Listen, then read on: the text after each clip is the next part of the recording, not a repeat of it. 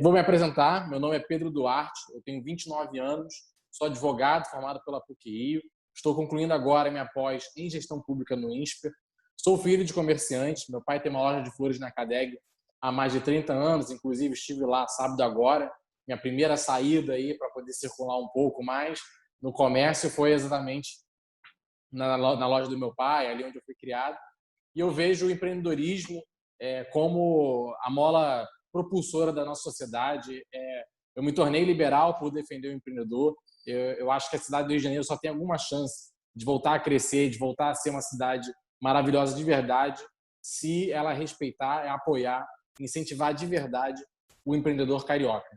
E mais para frente a gente entra em um pouco desse debate, mas eu queria deixar isso muito claro como a principal ideia que eu carrego comigo. O que mais me move nesse ano é um sentimento de que todos nós, cariocas, temos perdido vários amigos e familiares para fora da nossa cidade. Meu irmão, ano passado, se mudou para o Canadá, foi estudar lá e já conseguiu um estágio na Michelin, não tem a menor perspectiva de volta. Vários amigos, assim, não falo de 3, 4, falo dezenas de amigos foram embora ao longo dos últimos 3 anos, porque São Paulo tem uma oportunidade melhor, Minas tem uma oportunidade melhor, Florianópolis, Curitiba, Vitória, Vila Velha, enfim, quase todo mundo indo embora do Rio de Janeiro, porque a cidade, infelizmente, não tem conseguido gerar oportunidade de emprego e renda. Nós perdemos CPFs, pessoas, e perdemos CNPJs, várias empresas que vão embora, deixando aqui desemprego para quem não tem a opção de ir embora e desalento para quem tem essa opção de ir. É isso que mais me move hoje, esse sentimento de que nós não podemos desistir do Rio de Janeiro e que nós precisamos reconstruir essa cidade. E aí os 3 pontos principais que eu vejo, o tripé que o Rio de Janeiro precisa, que qualquer um defenda, é o empreendedorismo, o apoio incondicional ao empreendedor, gestão fiscal. Nós estamos dentro do estado do Rio de Janeiro, que é o estado mais quebrado da federação, o único estado que está sob regime de recuperação fiscal. Nós não pagamos nossa dívida com a União porque não temos condições de pagar. É o único estado que passou por isso. E qual foi o resultado? Servidores públicos sem receber, caos nos serviços públicos, fechamento de hospital, fechamento de escola, um verdadeiro caos no nosso estado, porque os governos não souberam respeitar o mínimo de gestão fiscal, que é não gastar mais do que se arrecada. Nós levamos isso na nossa vida pessoal, a minha, a sua, de todo mundo aqui, nas suas finanças pessoais, nós fazemos isso, e o Estado também tem que fazer. E a cidade do Rio, infelizmente, está indo por um caminho muito parecido. Já é o 5º ano seguido que nós vamos ter déficit. E aí, déficit após déficit, déficit após déficit, dívida após dívida, uma hora quebra. E aí, quando quebra, não é bom para ninguém. E o terceiro ponto, que fecha o tripé, é a educação básica de qualidade, essencial. O estado do Rio, a cidade do Rio fica lá atrás nos rankings. Os cariocas têm baixa produtividade, demoram a se alfabetizar, não sabem fazer cálculo direito, matemática, interpretação, mal sabem ler, interpretar muito pouco. Os nossos números são muito ruins. E sem educação básica de qualidade, nós não conseguimos oferecer aquilo que eu falei, oportunidade de emprego e renda. Como eu disse, eu queria ser muito curto na minha apresentação e já poder começar a responder as perguntas e conversar com vocês.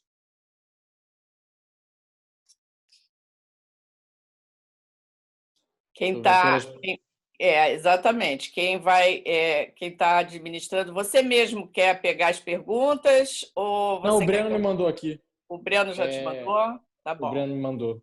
Perfeito. Tá legal. São algumas do Beto, né? Então o Beto já mandou umas 4 seguidas aí. A primeira que ele pediu, o Edgar mandou aqui também, está anotando. A primeira do Beto foi: qual reforma administrativa eu defendo? Bom, Beto, nós temos a reforma administrativa a nível federal, o governo federal, que inclusive o Thiago Mitrô, deputado federal do nosso partido, do Partido Novo, ele está liderando essa frente. E essa reforma administrativa ela vem para flexibilizar carga horária, redução de jornada com redução de vencimentos, facilitar demissão. Enfim, tem toda uma estrutura ali, são dezenas de micromedidas que mexem no funcionalismo público. A nível municipal, já que a gente está falando da cidade do Rio, falando de vereança, de Câmara de Vereadores, o ideal, claro, se nós tivermos uma boa reforma administrativa a nível federal, que a gente consiga importar, trazer esses instrumentos para a cidade do Rio. Mas hoje a gente não pode falar, por exemplo, de flexibilizar a demissão do servidor municipal, porque isso não tem respaldo na legislação federal. Então, sobre o que hoje nós poderíamos fazer na cidade do Rio e tem que ser feito. Reformar a Previdência da cidade do Rio de Janeiro, isso é essencial, a Previdência do servidor. Ela está, hoje, 80% dos royalties que nós arrecadamos do setor de óleo e gás, do petróleo, 80% dele vai para cobrir o rombo da Previdência Municipal dos Servidores. Então, ela precisa ser reformada para ontem, urgentemente. O segundo ponto, naturalmente, é você fazer um ajuste fiscal e não conceder novos aumentos. Agora, em abril deste ano, no meio da pandemia, o Marcelo Crivella, atual prefeito, mandou um projeto para a Câmara de Vereadores pedindo reajuste que atingiria mais de 10 categorias de servidores municipais. Em plena pandemia, nós vemos o poder público debatendo reajuste de servidor que não teve redução dos seus salários, dos seus vencimentos. Enquanto tem empresário quebrando, enquanto tem trabalhador sendo demitido, bem ou mal, o servidor ali está com seu salário em dia todos os meses. Então, não é momento desse tipo de discussão de reajuste, é um momento de ajuste, de arroz. A palavra tem uma conotação muito negativa, mas é verdade, é uma hora de fazer um arroz, de conter os gastos com os servidores públicos na Prefeitura do Rio de Janeiro.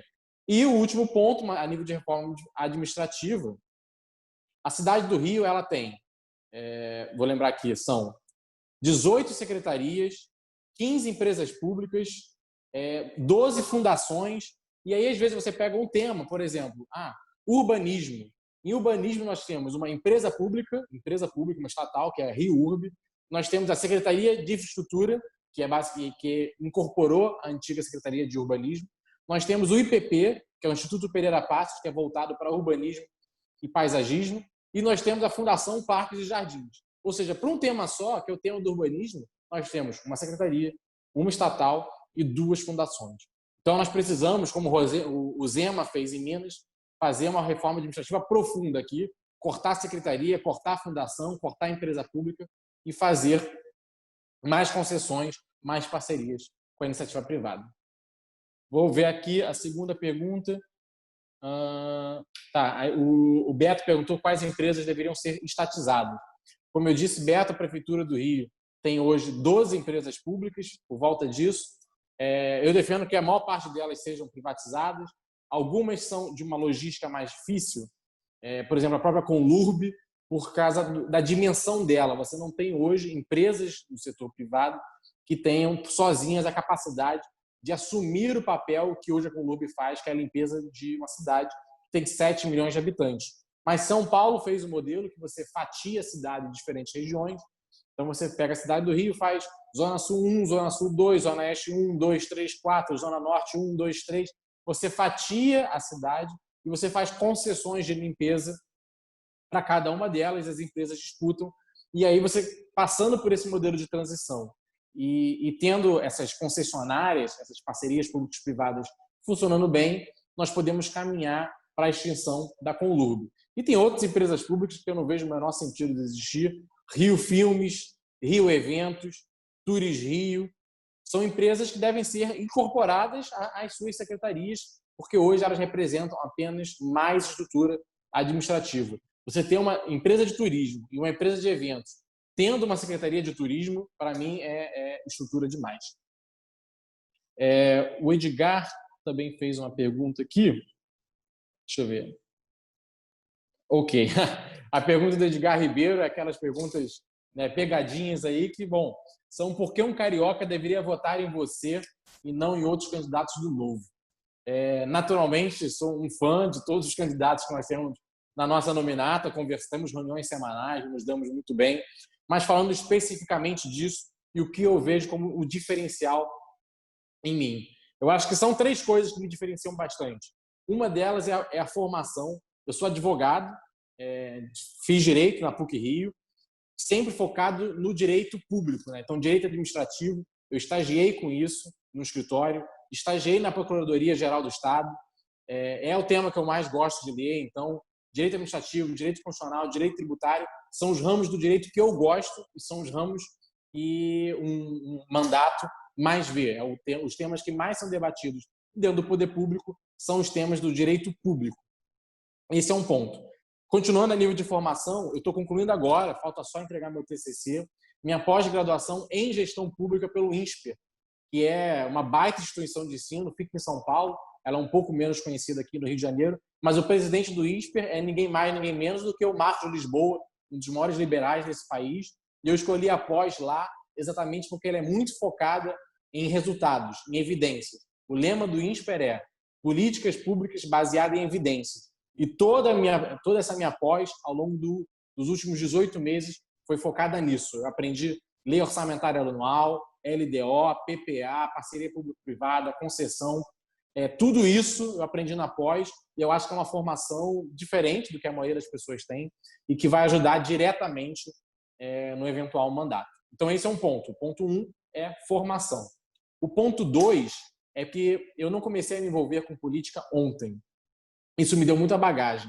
Eu entrei na PUC em 2009, já naquele momento, como calouro, montei uma chapa, inclusive o Breno, que está aqui, né, participando também, ajudou a Gláucia a coordenar, está como roxo. Ele montou essa primeira chapa comigo em 2009. Eu disputei a eleição para o Centro Acadêmico de Direito, perdi a primeira, perdi a segunda, ganhamos a terceira. Depois eu fui eleito presidente do Diretório Central de Estudantes da PUC inteira, então uma universidade que tem 13 mil alunos. A eleição envolve 3 mil alunos votando. Eu fui eleito. A chapa que nós derrotamos era uma chapa do PT que estava lá há 6 anos consecutivos. Nós fomos vitoriosos. Depois eu fui reeleito presidente do Diretório Central de Estudantes com 70% dos votos. Então, representei ali todo o alunato, toda a comunidade de alunos da PUC, 13 mil alunos, 18 centros acadêmicos que ficavam do meu guarda-chuva, né, enquanto Diretório Central.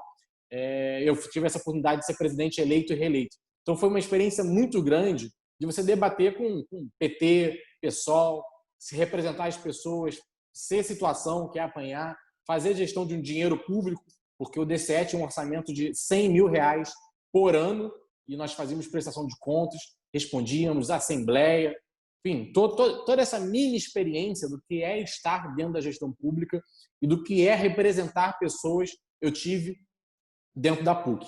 Esse é o segundo ponto, essa experiência lá. E o terceiro ponto foi que eu já trabalhei dentro do Legislativo. Nos meus últimos 2 anos, eu trabalhei com o nosso deputado estadual, Alexandre Freitas, na parte jurídica e política. Então, análise de pauta, pareceres dentro das comissões temáticas de tributação, na Rio Previdência, que foi a CPI, que ele foi vice-presidente, eu acompanhei. Então, ao longo dos últimos 2 anos, eu pude acompanhar de dentro de um mandato como funciona a atuação do novo, quais são os critérios, o que dá certo, o que não dá certo também. E você percebe, por exemplo, que um mandatário do novo ele é muito mais um zagueiro do que um atacante. Por quê? Como a Gláucia pontuou, o mandatário do novo ele tem que impedir leis ruins de serem aprovadas, e são 70 deputados querendo aprovar leis muito ruins, e nós temos todo um passivo, uma quantidade acumulada de leis aprovadas que nós temos que revogar. A gente tem que cair para dentro disso e revogar essas leis, simplificar, desburocratizar. E, felizmente, ao longo dos últimos 2 anos, eu tive a oportunidade de acompanhar isso de perto, junto à nossa bancada, na Assembleia Legislativa do Estado do Rio de Janeiro. Então, os 3 diferenciais que eu aponto são esses. A formação acadêmica, a experiência prévia em movimento estudantil, que me trouxe para dentro da política, e essa experiência já dentro do Poder Legislativo, que certamente já vai me dar uma curva de aprendizado, aí, um salto na frente muito grande, caso eu venha a estar na Câmara de Vereadores no ano que vem. Muito obrigado, Edgar, pela pergunta. Espero que eu tenha respondido satisfatoriamente. Deixa eu ver que perguntas mais temos aqui. O Gabriel De Jong, ele perguntou: quais medidas você prevê para fomentar e desburocratizar o empreendedorismo no Rio de Janeiro? Gabriel, tem algumas medidas que são muito importantes. Nós temos, ano que vem, a discussão do plano diretor da cidade do Rio de Janeiro. É o plano que rege todo o funcionamento da cidade do Rio. É ele que divide em zona industrial, zona comercial, zona residencial. E dentro de cada uma dessas zonas nós temos faixas. Né? Então, zona industrial tem 1, 2, 3, 4, 5, 6. Zona comercial tem 1, 2, 3. E cada uma tem as suas características. Esse plano ele é revisto de 10 em 10 anos. Ele foi revisto pela última vez em 2011 e ele vai ser revisto agora em 2021. Então, ele é uma baita oportunidade para que a gente consiga trazer novos empreendimentos para a cidade do Rio de Janeiro através da flexibilização dessas regras. Ah, Pedro, está abstrato. Vou te dar um exemplo. Eu sei, inclusive, que você gosta bastante de cerveja artesanal e muitos outros aqui também gostam. Se você vai a Floripa, São Paulo, Curitiba, você vê que existem brew pubs, que são cervejarias em que a pessoa, o empresário, ele produz ali a cerveja e vende ali a cerveja. Você tem isso, inclusive, em São Paulo, dentro de shopping. O maquinário que você precisa no brew pub é o mesmo que você precisa de uma padaria. É super tranquilo. Mas, infelizmente, a cidade do Rio de Janeiro, no seu plano diretor, ela define que cervejaria é industrial 6, o industrial mais pesado. E é como se todas as cervejarias fossem Ambevs e só pudessem ser instaladas em Campo Grande e Santa Cruz. E aí são empreendimentos que nós não conseguimos abrir na zona sul da cidade do Rio de Janeiro, na zona norte, em polos comerciais, que são os brewpubs. Então, nós precisamos identificar o que há de errado em todo esse planejamento para que se torne mais fácil investir na cidade do Rio. Esse é um ponto. O outro ponto, e aí, na verdade, são dezenas de pontos, dezenas de ideias que eu posso te passar, mas eu vou te passar, estou te passando aqui o que eu considero os pontos essenciais, os mais importantes. Um deles é o plano diretor, o segundo é a revisão do nosso Código de Vigilância Sanitária. Inclusive, você é da área de Química, sabe da importância disso, mas em 2019, a nossa Câmara de Vereadores ela revisou o Código de Vigilância Sanitária, em vez de torná-lo mais moderno, conseguiram deixá-lo mais atrasado, mais antiquado. Antigamente, uma livraria em shopping não precisava de alvará sanitário para funcionar, o que me parece bem óbvio, inclusive. Mas depois da revisão, o nosso atual Código de Vigilância Sanitária ele exige que livraria dentro de shopping tenha alvará de vigilância sanitária. E aí eu te pergunto, qual é a necessidade disso? Você burocratiza e ainda cobra taxa para o cara que tem uma livraria dentro de shopping ter um alvará de vigilância sanitária? Então, isso é um exemplo, mas se você abre o código, ele tem dezenas de absurdos que tornam muito difícil, ou pelo menos mais custoso, as pessoas empreenderem na cidade do Rio. Então, é muito importante que a gente pegue esses códigos, código de posturas, código de vigilância sanitária, código de obras, plano diretor e revise. Perceba o que há ali de errado, de absurdo e revise. Isso é um ponto. E o outro ponto essencial, até a Glaucia comentou aqui, o Alexandre Freitas, deputado do nosso partido, acabou de aprovar na LERJ a Lei da Liberdade Econômica a nível estadual. Tivemos a aprovação ano passado a nível federal, agora o Alexandre aprovou a nível estadual, a LERJ aprovou o projeto de autoria dele, só que, infelizmente, algumas coisas dependem da Prefeitura do Rio de Janeiro. Quando você aprova a nível estadual a Lei da Liberdade Econômica, você atinge, por exemplo, a Junta Comercial. A Junta Comercial é um órgão do Estado do Rio de Janeiro, então essa lei vai melhorar o funcionamento da Junta. Mas a concessão de alvarás de funcionamento, elas são expedidas pela cidade do Rio de Janeiro, pela Prefeitura do Rio de Janeiro.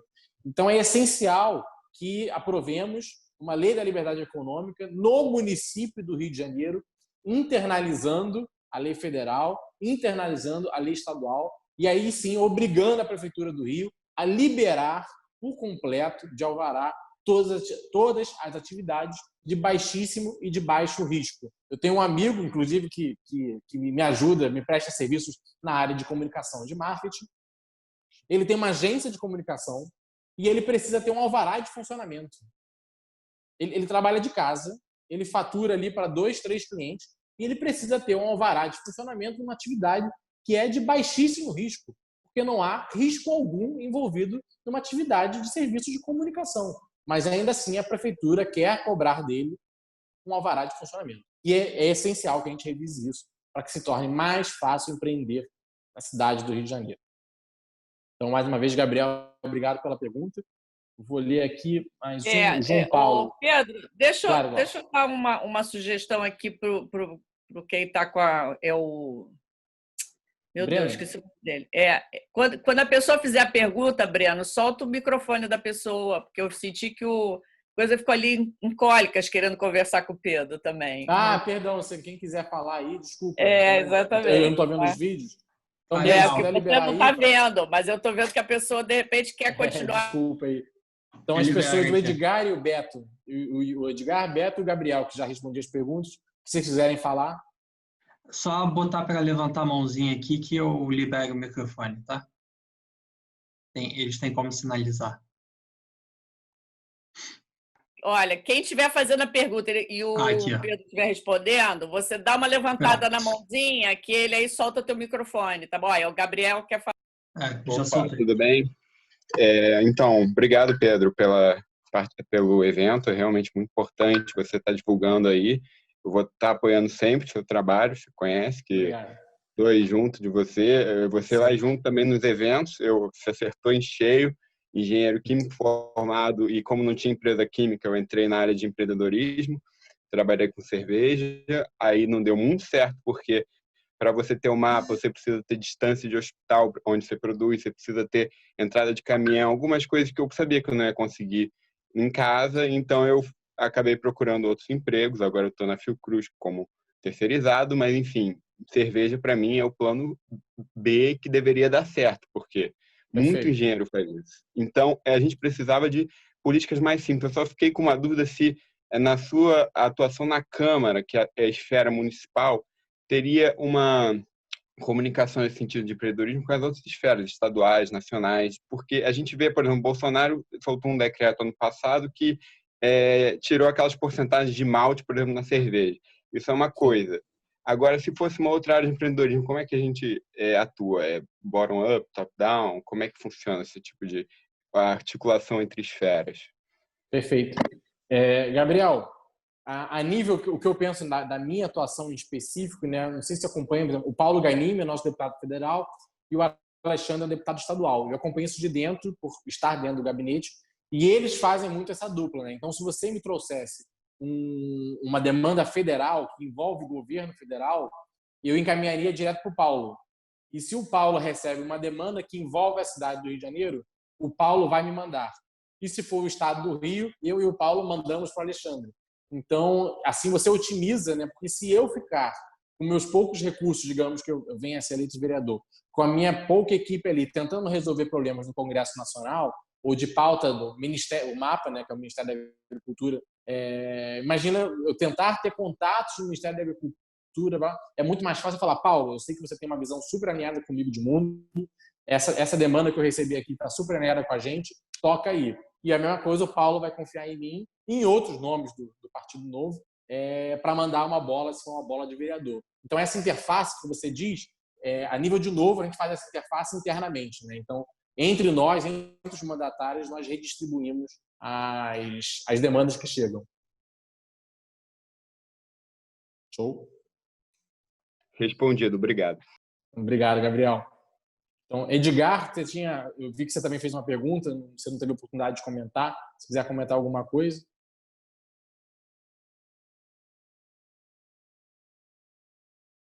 Bom. Não, Pedro, obrigado. Eu entendi tudo que você falou. Obrigado pela resposta. Estou satisfeito, entendi. Perfeito. Muito obrigado, Edgar. Tinha o Beto, se o Beto quiser falar também, só pontuar. E aí eu já parto para a pergunta do João Paulo. São duas perguntas, na verdade. Bom, vou partir então para a pergunta do João Paulo.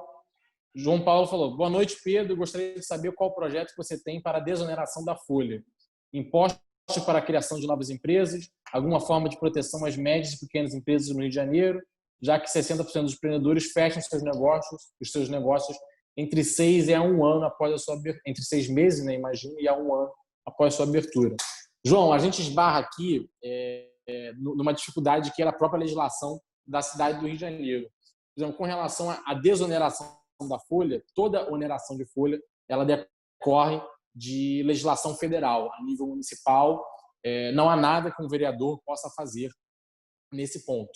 E é um ponto chato, né, desse tipo de resposta, mas é a mais técnica possível. O que não significa, como eu disse, por óbvio, a gente não tem uma preocupação com a pauta. Meus pais são empreendedores, meu pai tem uma loja de flores há 30 anos, então é total preocupação, mas oneração de folha não tem que fazer. Impostos para a criação de novas empresas, eu não entendo. O município só tem 2 impostos, né? Na verdade são 3, o ITBI, o IPTU, esses 2 versam sobre imóveis. É um compromisso do Novo, inclusive, jamais votar a favor do aumento de nenhum deles, e eu também não votaria. E o terceiro imposto é o ISS, que precisa ser completamente revisto. Um dos motivos que faz com que a cidade do Rio de Janeiro perca muitas empresas, sobretudo no setor de tecnologia, e-commerce tem ido muito embora, peixe urbano foi embora, é porque o nosso ISS ele é acima da média das cidades com as quais nós concorremos diretamente. Vitória, Vila Velha, Florianópolis, Curitiba. Então, é essencial nós revisarmos o ISS para que ele se torne, no mínimo, igual a das outras cidades, preferencialmente abaixo, mais barato, para que a gente consiga atrair de volta essas empresas. Você perguntou forma de proteção às médias e pequenas empresas. Não tem muito como proteger. A legislação federal consegue tratar muito bem disso. A legislação municipal, a gente tem outras formas de apoiar, né? Tem essa do ISS, que eu falei. Tem toda uma atenção com relação ao zoneamento urbano. Também, bares sempre reclamam muito, bares e restaurantes, que a legislação é super confusa, os fiscais são super confusos com relação a cadeiras e mesas nos ambientes públicos, na rua, na calçada. Trazer segurança jurídica a tudo isso a gente consegue fazer enquanto vereador, enquanto Câmara de Vereadores. Um outro ponto, não ter a multa como a primeira opção na hora do fiscal tomar a decisão. O primeiro passo é ser a advertência. Tudo isso são medidas que a gente consegue tomar, mas lembrando, o vereador ele fica muito na questão do ordenamento urbano, do alvará de funcionamento, tornar isso menos burocrático, mas essa questão macro de proteção da empresa, linha de crédito, oneração de folha, isso tudo é legislação federal. E a sua outra pergunta, João Paulo, foi: essa formação de gestão pública não deveria ser incluída no currículo do ensino básico, fundamental e superior para conscientizar e preparar melhor os jovens no Rio? Você tem algum projeto voltado sobre esse assunto? Então, João, sobre gestão pública em si, eu não defenderia ser passado para os alunos de ensino fundamental ou médio. Mas algumas coisas que nós aprendemos dentro da gestão pública, dentro do curso de gestão pública, com certeza. Noções básicas de direito, eu acho essencial. Eu acho que todo mundo deveria ter noções básicas de direito. Então, seja o direito do consumidor, que é o nosso dia a dia, direitos civis, possíveis, porque afetam também diretamente a formulação de contrato, o que um contrato tem que ter. Todos nós assinamos diariamente contratos com fornecedores, fazemos contratos com amigos, fazemos contrato de aluguel. Nossa vida, o ser humano, ele evolui quando ele começa a fazer contratos. É isso que traz segurança jurídica, essa é a base da nossa sociedade ocidental. Então, é essencial que as pessoas tenham noções básicas de direito do consumidor, direitos cíveis e também direitos constitucionais que regem a relação cidadão-Estado. Isso aí eu vou concordar 100% contigo. Isso tem que ser dado no ensino fundamental e no ensino médio aos nossos jovens. E um outro ponto que nós aprendemos muito dentro da gestão pública é o conceito de orçamento público. E aí eu acho que a gente não precisa só passar orçamento público. Eu super defendo que os alunos tenham acesso a educação financeira, educação contábil, que elas tenham maior noção contábil das suas vidas, né? Aprender a fazer uma planilha de Excel, uma planilha de gastos e de arrecadação e de gastos, de entrada e saída. E esse conhecimento vale tanto para o orçamento público, quanto vai valer para as vidas pessoais delas, suas vidas financeiras, o dia que for abrir uma empresa. Então, gestão pública em si, ela tem muitos temas que não interessam a formação de um jovem. Mas noções de direito e educação financeira, eu vou concordar 100% contigo, que são muito importantes. E eu não posso aqui assumir compromissos, né, como se fosse uma campanha, porque ainda não estamos em tempos eleitorais, mas eu super defenderia que esses 2 temas, noções de direito e educação financeira, fossem dados no contraturno das escolas da cidade do Rio de Janeiro. João, inclusive, eu respondi suas perguntas. Se quiser comentar alguma coisa, sinta-se à vontade. Espero, inclusive, ter respondido satisfatoriamente. Opa, boa noite, tudo bom, Pedro? Não sei se vocês estão me Boa noite, escutando. João. Bem, Te ouvimos. é só a relação à desonerização da folha. Você falou sobre ISS, né, que é Imposto sobre Serviço, né? Imposto sobre Serviço. Então, isso daí seria interessante também, que isso daí, como você comentou, de repente eu não fui tão específico na pergunta.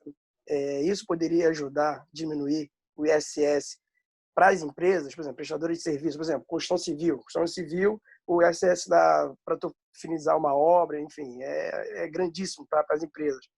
É muito caro para você ter uma mão de obra especializada, ter tantos funcionários trabalhando. Eu estava pensando mais ou menos nessa ideia, né? Perfeito. Nessa ideia, né? Por exemplo, construção civil, turismo, vários outros serviços, porque o Rio de Janeiro, na verdade, o grande forte dele é o serviço. É o serviço que faz a cidade andar. E a outra pergunta, outra colocação que você deixou aqui para a gente aqui foi essa parte de zoneamento, né? Que, por exemplo, indústria, zonamento 1, nível 1, ou, por exemplo, só faz lá só em Caxias, só lá que pode ter empresa de química, enfim. E queria ver com você sobre essa questão, né? Essa questão que se isso daí não poderia ser mais estudado, porque, vou dar um exemplo assim, por exemplo, você vai abrir uma fábrica sei lá, da Ford, de carro, montagem de carro, lá em Nova Iguaçu. Mas lá em Nova Iguaçu não tem mão de obra especializada. Então, o que vai adiantar abrir uma fábrica lá em Nova Iguaçu? Entendeu? E esse estudo todo, né, nessa integração toda. Não sei se foi muito bem claro, porque também está ruim também aqui o fone aqui. Mas, enfim, eu gostei da tua resposta, achei legal também. E a parte da gestão, e a parte da gestão pública, para poder estar integrando, né, aos estudantes, eu também concordo também. O direito deveria ser direto, né? Todo mundo deveria estar sabendo disso aí. Falou, obrigado aí. Boa noite a todo mundo aí. Não, eu que agradeço a você, João.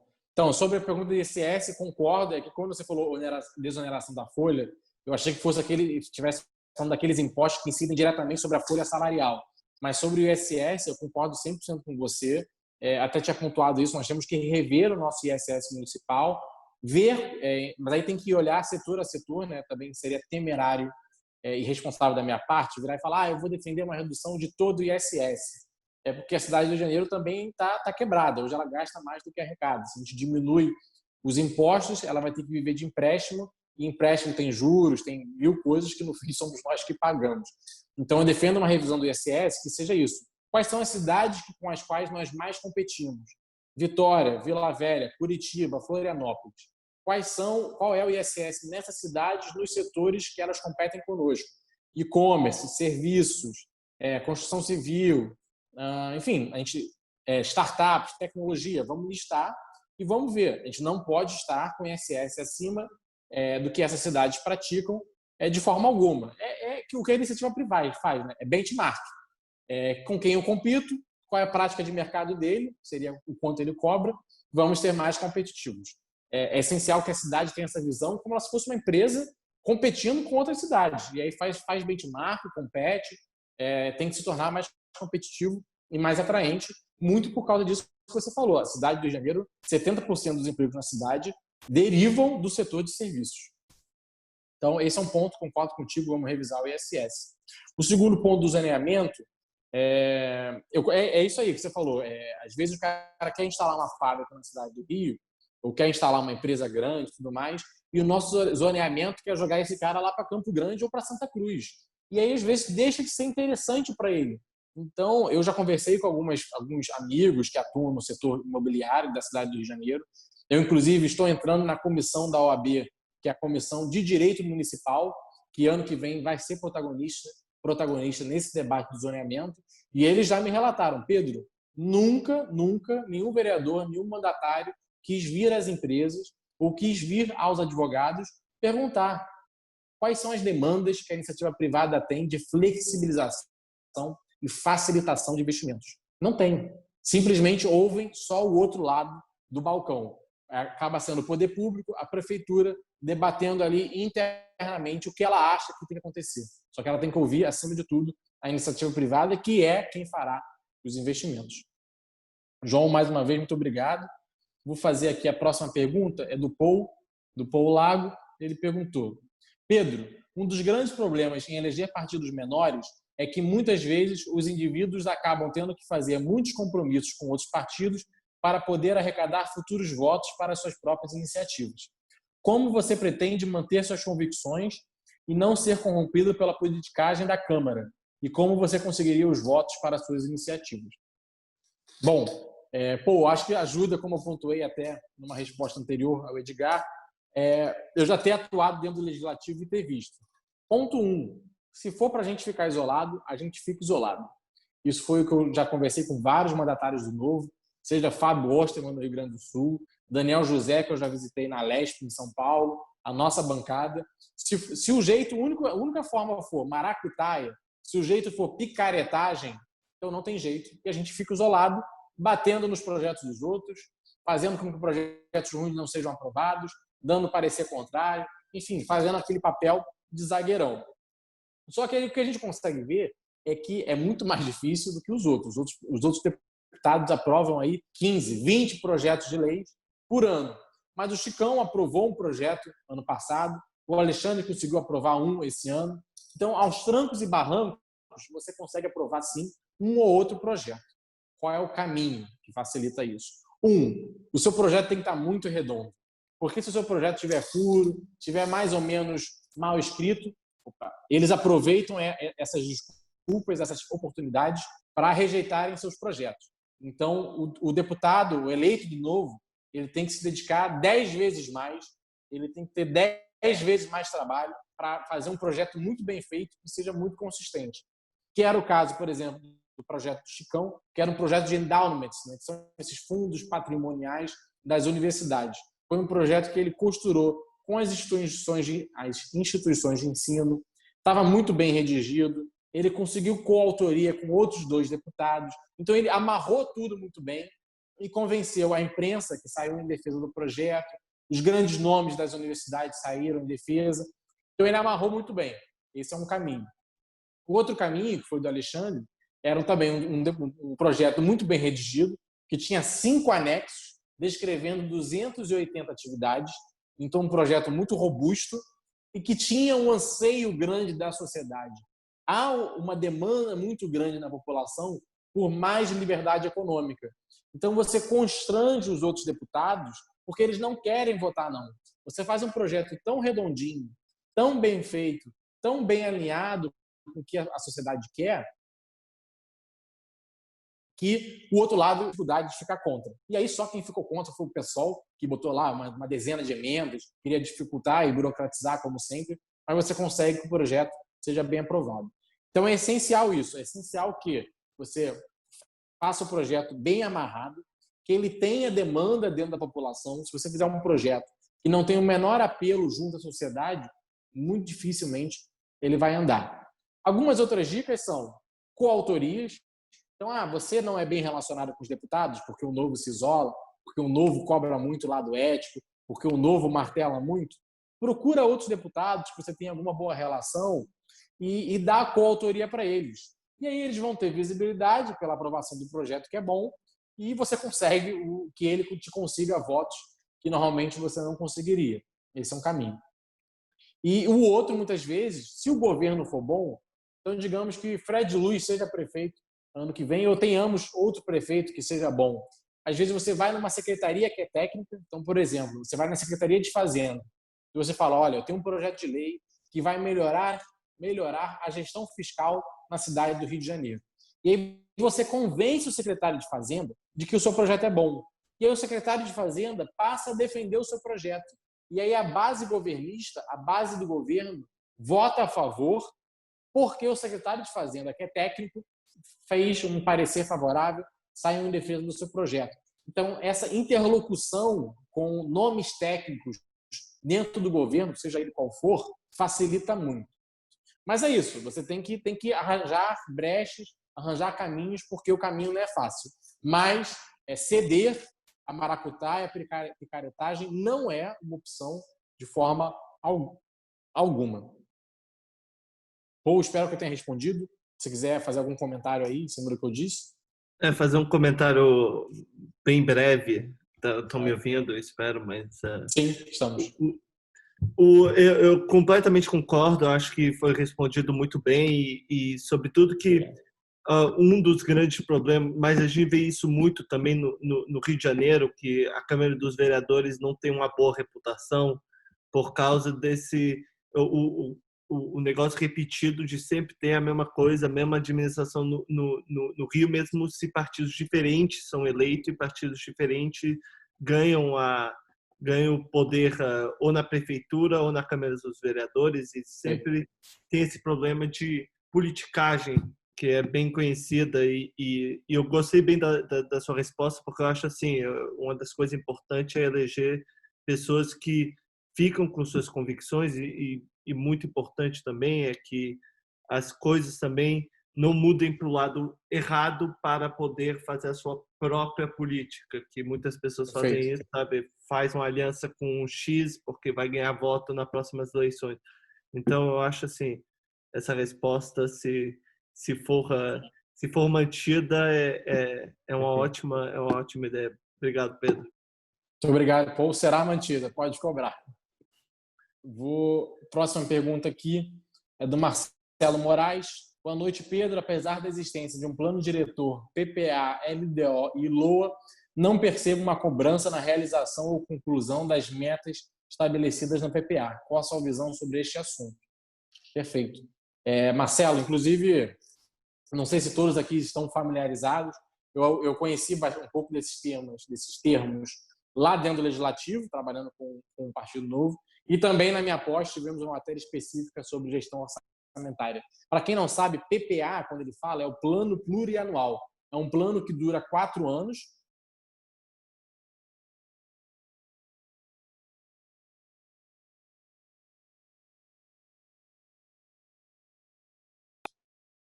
Acho que o Pedro caiu. Ah, é? Voltou. Não. Voltou? Perfeito. Estão me ouvindo agora? Sim. Perfeito. Vou voltar, então. Eu vou recomeçar do zero, que acho que fica mais fácil. Vocês ouviram a pergunta toda que eu li do Marcelo? Sim. Perfeito.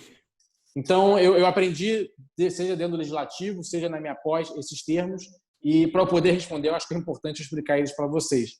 O PPA é o Plano Plurianual, é um plano que dura 4 anos e que prevê o que vai ser realizado durante esses 4 anos. Né? Ele impõe metas. Então, daqui a 4 anos nós queremos ampliar o ensino a quantidade de creches em 30 mil vagas. Queremos construir mais uma Transoeste. Queremos construir... Enfim, é um plano 4 anos para frente. O que vai ser feito? E aí você também tem ali, né, fatiado que mais ou menos vai ser feito. Mas é isso. O plano plurianual é de 4 anos para frente. A LDO é a Lei de Diretrizes Orçamentárias. Ela é votada também no Legislativo e ela dá as linhas gerais do que o poder público vai fazer naquele ano, de como o orçamento, qual é o caminho que o orçamento vai ter que seguir. Então, como o próprio nome diz, ela é uma lei de diretrizes. E depois nós temos a LOA, que é a Lei Orçamentária Anual, que é, de fato, a peça que rege o funcionamento da prefeitura naquele ano.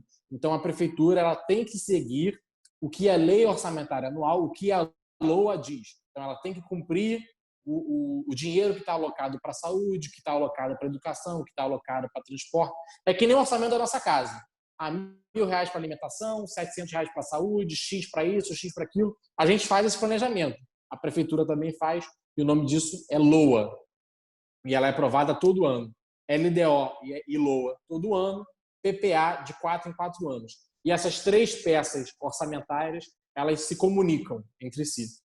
E tem um plano diretor, como o Marcelo pontuou, que aí é um plano mais amplo, que é revisto de 10 e 10 anos, que pensa o crescimento da cidade, né? Para onde a cidade vai, o que vai se instalar aonde, onde é comércio, onde é indústria, onde é residência. Enfim, e o grande ponto dele é, nós temos esses 4 planos, PPA, LDO, LOA e plano diretor, e mesmo assim as metas são estabelecidas, mas não são concluídas, e qual é a minha visão com relação a isso. Bom, Marcelo, eu acho que o primeiro ponto é que eu vejo muito poucos vereadores que de fato sabem mexer numa LOA, que de fato não fazem ideia do que é uma unidade orçamentária. Se você virar para o cara e perguntar, ô fulano, me identifica a unidade orçamentária da Fundação Parques e Jardins, ele não vai ter a menor ideia do que você está falando. Tanto que o que eu sempre falo com meus amigos, falo, cara, você vai conhecer algum candidato, pergunta para ele, quem vai ser seu futuro assessor de orçamento? Você vai ter um assessor de orçamento? Se o cara falar, não sei, vou ver, etc., cara, descarta. Porque a função número um de um vereador é a fiscalização. E a melhor forma de fiscalizar é através do orçamento.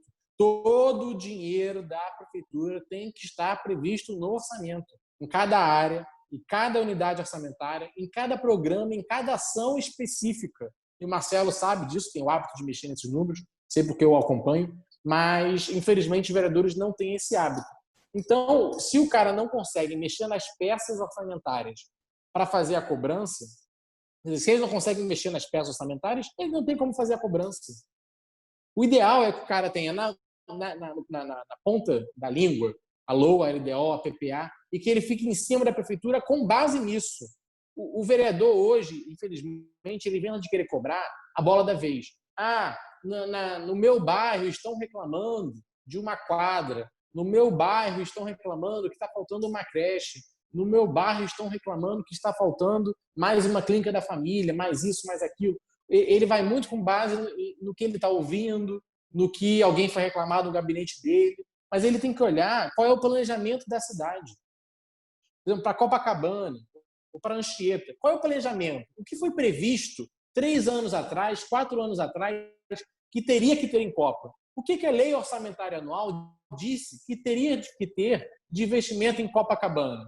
E o cara tem que pegar a LOA, ele tem que pegar o PPA e ir na prefeitura e falar, olha só, o PPA de vocês, a LOA de vocês, diz que em Copacabana tinha que ter um investimento X e não está tendo esse investimento. A LDO, a LOA dizem que deveria ter investimento em transporte em Jacarepaguá e não está tendo. E aí você tem um mecanismo de cobrança, que são as peças orçamentárias. Mas, infelizmente, o que eu vejo é que os vereadores querem cobrar o que interessa a eles ou o que alguém foi reclamar com eles.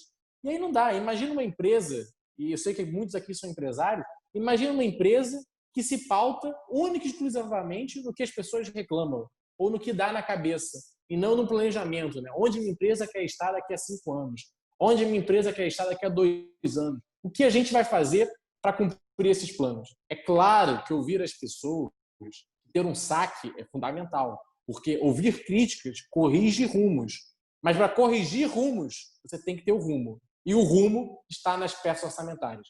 Então, Marcelo, o que eu vou te dizer, o que eu posso dizer é isso. Eu acho que todos os vereadores da Câmara de Vereadores têm que se apegar às peças orçamentárias, ao plano diretor, PPA, LDO, LOA, e cobrar da prefeitura em cima disso. E eu não vejo isso sendo feito hoje. Espero que eu tenha respondido. Marcelo, se quiser pontuar alguma coisa. Respondeu sim, obrigado, Pedro. Eu também percebo que os vereadores são mais apagador de incêndio, né? Dá um incêndio, ele vai lá correndo e apaga, né? E muitas vezes eu percebo que não adianta ter uma boa ideia se não há cobrança, né? Porque se você não tem cobrança, as obras vão ficar sempre inacabadas, né? E você pega, por exemplo, um plano diretor de 10 anos e depois no outro plano diretor você vê o mesmo plano, porque na verdade nada avançou, né? E aí você vê uma PPA de 4 anos, quando ela termina, na verdade é um documento às vezes de 300 páginas que no próximo ano eles fazem simplesmente um copy and paste do plano do PPA do ano do cara anterior, né? Então acaba que você não vê uma evolução. Então toda vez quando eu vejo uma cobrança, tipo, será que alguém está cobrando os itens, né, do PPA? E eu não consigo visualizar isso, né?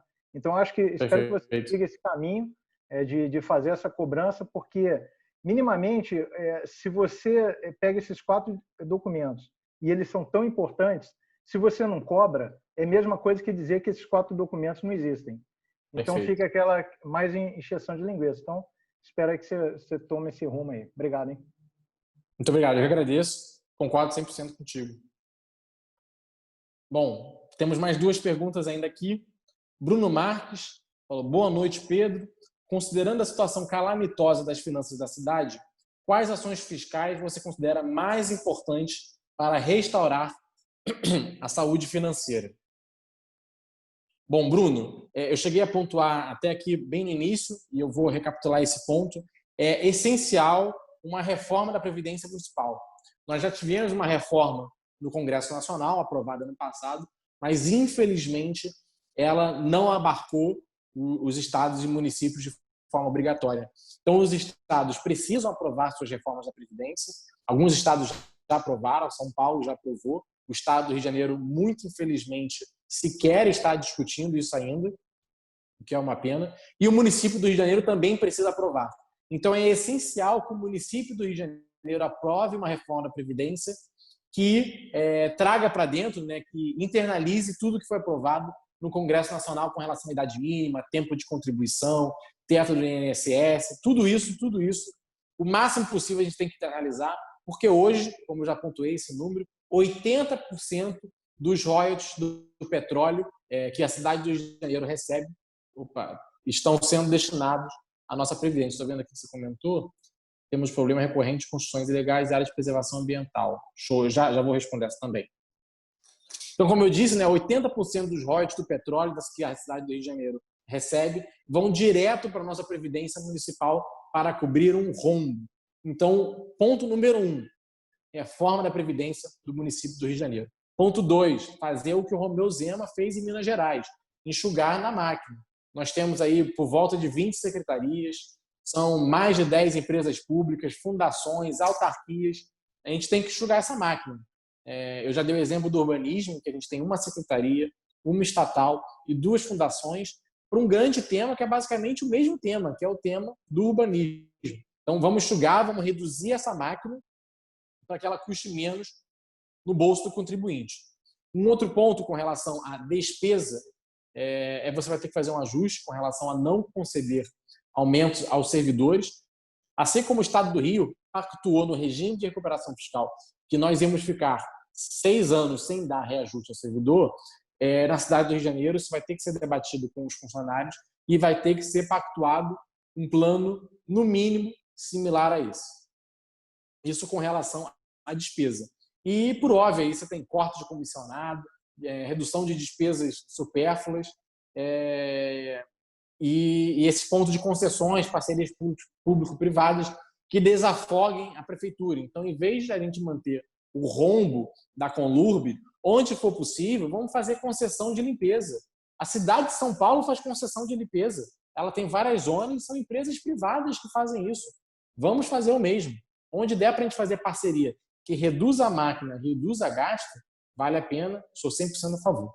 Esse é o lado da despesa, tem que cortar a despesa. Pelo lado da receita, aí é atrair investimento. E atrair investimento não tem uma bala de prata, eu não vou virar para você e falar aqui, ó. Se a gente fizer A, estamos atraindo novos investimentos. Não tem como. É o caso que o Zema fez. Você tem que ter mais segurança jurídica, você tem que ter normas mais fáceis, você tem que simplificar, e aí vai naquilo que eu falei, simplificar o Código de Vigilância Sanitária, rever o plano diretor de forma a receber mais investimentos e tornar mais fácil que as empresas e as indústrias estarem na cidade do Rio de Janeiro. Você tem que revisar o Código de Obras, que é da década de 70 e nunca foi atualizado. Então, tudo que você tem que reduzir o ISS para que ele esteja no mesmo patamar das cidades com as quais nós competimos. Então, pelo lado da receita, aí são dezenas de medidas que nós precisamos aprovar para que a cidade do Rio se torne mais competitiva e atrativa à indústria. E aí, com mais indústria, com mais comércio, mais turismo, nós temos a chance de conseguir gerar mais oportunidade de emprego e renda. E, no fim, isso se reflete em mais impostos. E aí, pelo lado da receita, nós melhoramos. E, pelo lado da despesa, a gente tem que jogar para baixo com esses pontos que eu já coloquei aqui. Esse é um dos pontos. A sua outra pergunta... Oi. Pedro, deixa eu falar com você. Claro. O papo está maravilhoso, realmente. Se eu deixar, esses caras vão passar a noite toda aqui fazendo pergunta para você, entendeu? Tá muito bom mesmo. Agora, eu acho que a gente tem que deixar o gostinho de quero mais, entendeu? Perfeito, a gente marca mais um. Sabe, tem que dar um gostinho de quero mais mesmo, porque o horário eu estou sentindo agora mesmo um senhor que estava aqui, coitadinho, ele estava adorando, disse que chegou a hora dele, deu limite, né? E tal. Claro. E realmente está chegando a hora. Então, eu acho assim, responda assim, mais uma pergunta, coloca todas as suas redes sociais do chat para o pessoal poder te seguir, tá? Perfeito. Eu acho bacana. E eu acho o seguinte, você fala onde é que você vai estar na próxima, amanhã, ou sabe, no próximo dia. Eu Perfeito. sei que você vai estar se colocando, porque está muito bom o papo, está muito bom Não, mesmo. muito obrigado. Excelente. Muito obrigado, Glaucia. Ô, Glaucia, deixa esse menino se divertir, Glaucia. Deixa o Pedro ir até meia-noite. Deixa ele, tá Deixa esse bom, menino tá bom. Não, mas a ótimo. gente tem que deixar assim, aquele gostinho do quero mais para as pessoas, senão o pessoal vai ficando, que eu estou percebendo aqui que está assim, sabe? A coisa está ainda muito bom, Pedro. Então é isso, Não, eu acho que é assim, eu acho que mais uma resposta aí, e aí você faz isso, bota aí o seu site, suas redes sociais e coloca onde é que você vai estar para o pessoal poder continuar te seguindo, tá bom? Perfeito. Tá? Muito obrigado, Glaucia. Eu vou pedir para o Breno, aproveitar que ele está acompanhando aqui, ou alguém mais que esteja acompanhando, que coloque aí no chat todas as minhas redes. Pessoal, eu sei que vocês já têm de cor. Então, joga aí que enquanto vocês vão jogando no chat, eu vou respondendo mais uma pergunta aqui. O próprio Bruno Marques, ele perguntou uma questão de licenciamento ambiental. Sobretudo nessas construções irregulares que hoje são boa parte dominadas por milícias, né? Eu acho que tem um ponto, você tem que atuar em cooperação com o governo do estado, porque sem força armada, sem força policial, e aí só o governo do estado tem, porque a nossa guarda municipal não é armada, nem tem essa função desse tipo de embate, pode fazer a fiscalização, mas o embate não vai ter como fazer. Então eu formaria, né, eu sugeriria, mas aí porque o vereador, essa é uma decisão de gestão pública que cabe ao prefeito, mas o vereador pode cobrar e sugerir. Eu acho essencial que a gente tenha um grupo que seja formado por guardas municipais, fiscais e policiais militares, porque você precisa do policial para fazer a força, né, para ter o armamento, para impor a decisão.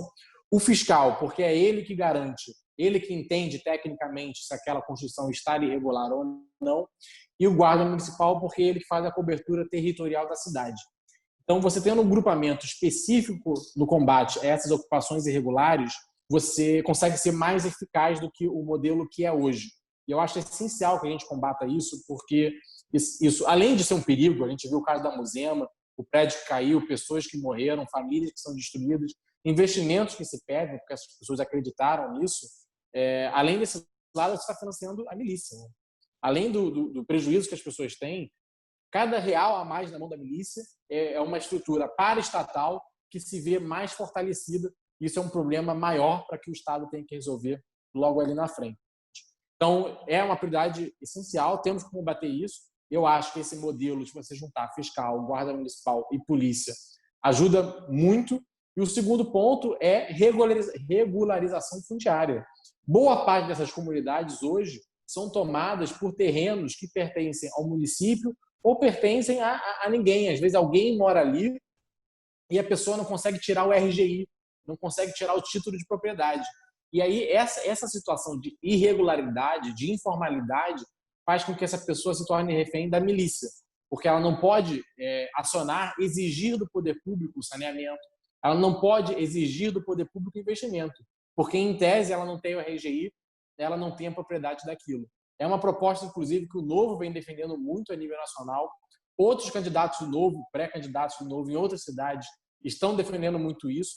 E eu também acho que é essencial para a cidade do Rio de Janeiro, que é regularização fundiária. Com isso, nós diminuímos a quantidade desses terrenos abandonados que estão aí pela cidade do Rio de Janeiro e nos quais proliferam essas construções irregulares. Então, isso é para diminuir a quantidade de construção irregular.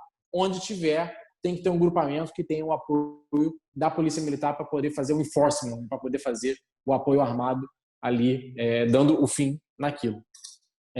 Tinha mais perguntas, mas como a Glaucia disse, a gente já chegou no horário. Eu tinha perdido, eu jurava que era umas 9 e pouco, são quase 10 já. Eu queria, Glaucia, agradecer demais pelo convite, agradecer a todos vocês que acompanharam, que fizeram perguntas, e dizer, por óbvio, que eu estou 100% à disposição para fazer uma conversa, para me ligar, para me mandar um WhatsApp. Hoje eu vivo e respiro esse projeto, me dedico quase que integralmente a ele. Não digo integralmente porque a gente tem saúde, família, amigos, trabalho, academia, parte acadêmica, a gente tem muita coisa para levar adiante também, mas basicamente hoje todo espaço que eu tenho eu dedico às pessoas. Então, o que vocês quiserem, me mandar mensagem, ligar, qualquer coisa, eu estou 100% à disposição. E mais uma vez, muito obrigado por me ouvirem e por me darem a chance de me apresentar.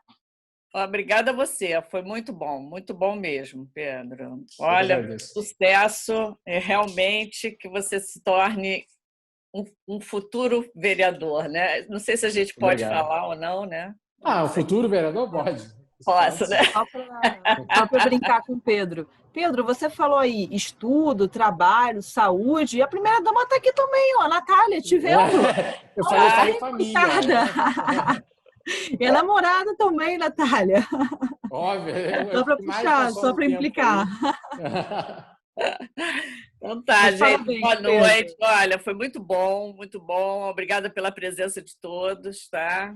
E que sigam o Pedro. Eu queria comentar que o Brasil tem futuro, né, Glaucio? Tendo Pedro, a gente pode acreditar no futuro do país. Não, é muito bom, é muito bom. Olha, realmente a gente ouve essa turma, é uma delícia, realmente é uma delícia. Muito bom. Obrigada, hein? Muito obrigada. Obrigado, gente. pessoal. E só para pontuar, né, eu vou colocar aqui no bate-papo minhas redes, mas é Pedro Duarte, Pedro Duarte 30. Onde você digitar, é o mesmo nome em todos os lugares. Mais uma vez, muito obrigado. Tchau, gente. Até logo. Boa noite. Tchau, boa noite. Aqui, tá? Tchau. Até logo. Tchau.